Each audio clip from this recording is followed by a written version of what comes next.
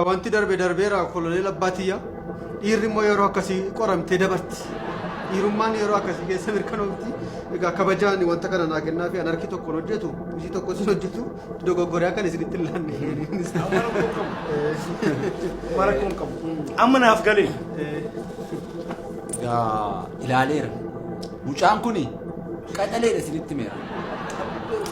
Saafoo maaloo irkoo jedhee ka'ee jennaan lafitti qaban hin jiru.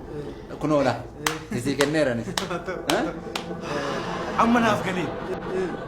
Intalli kiyya maaliif akkanatti akka ishii si jaalatte? Dhugaa waaqa amma naaf galee. Edaa ana si keessatti agarte. Isinis akkuma kooti. Erko. Dhalaa Abbaatiyyaa. Mucaan kun egaa kunoo akkas ta'ee waan goonu iyyuu hin beennu. Dhuguma jaalala. Hindu'eefi. Dhuguma siif mala. Jaalala ishii si qabdu sun dhuguma siif mala. Waa waaqa. Maal ta'a lafee jisaa kunoo harkisa. Garuu kana hunda of wareeguun qabdu ture. Egaa amma kanas ta'e san marakkina qabu. Hanga dhumaatti si yaalchisa. Cidha keessanis waa takka hin dhiphatin. Waa takka hin dhiphatin. Maallaqni ati deebiste kun qofti ga'uu danda'a. Yoo hanqates harka walitti rukutuu barbaadeen maal godhu? Sumaan barbaachisu. Humaan barbaachisu. Dhuguma jaalattaatis ishiinis dhugumaan si jaalatte. Beektaa yeroo baay'ee dhiirri intala jaalatu keessa haadha barbaada. Intallis dhiira jaalatu keessatti abbaa barbaada. Ana si keessatti agartee?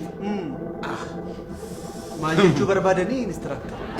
Ilaamee atoo gootummaadhaan keessa dabartee kan diinota kee daattee akkas gootee dhuftee maal godha isaan walumattaniittu? Ilaamee koloneel Abbaatiyyaa ani sadarkaa mani qabu malee waan jabduun hojjedhe dhugaa dubbachuuf isa nama kana rukutame argitanii isa kana argitanii xiqqoodha kun wanti natti aggaamamee ture akkan jiraadhuuf an garuu jalqaba yeroo naqu nama 14 turan 14 yeroo turanii lama lamaan kutata kutataan kan isaan natti waraana natti labsan jechuu dandeessu achi isa dhufanii nama lamatu dhufe kutata jalqabaa nan keessummeessa nama lama dhufe nooraan jedhe isaaniinis nan keessummeessa nama lama taanu dhufe nan keessummeessa isaaniinis kan natti cime isa dhumaa nan bilama dhumarratti yeroo hafanii warra kana lafarra rukutu jedhee yaadega maaliif itti baranii roo jedheen xiqqoo ol ka'een si'a lama sadii ergan galagalee booda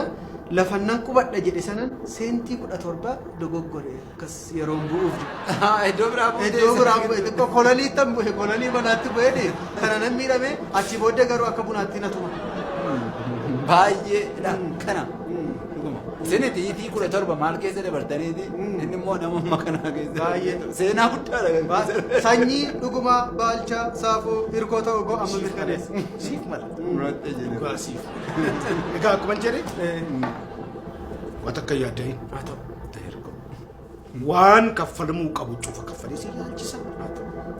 Cidha keessanis waan kaffalamuu qabu mara kaffalee wal fuutu. Ulfaadhaa. Leenfumti isaa'oo?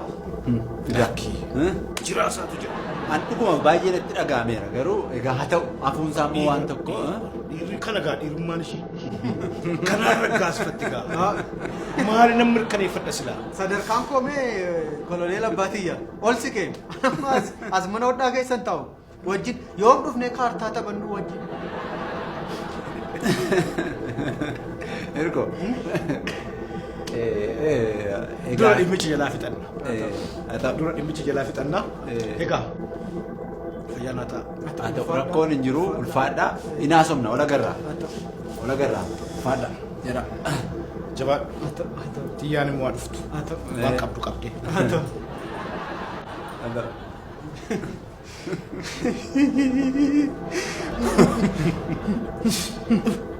Kakkotaatti qaba. 17 kana si kuffisetta. Gamtaa wajjin mari'attee keessa waan isin gootanii dhuftan hin beeku. Akka dhiiraa akka goota. Hirkoo maaloo oduu. Gamtaa taatee gamtaatu jijjiiramtaa matis akkuma gamtaa. Amma yoo dhugaa dubbadhe jaarsi mucaanoo dhawwachuu danda'u. Ishee ma fuudheeni ittani ma dhugaasaa boonisa.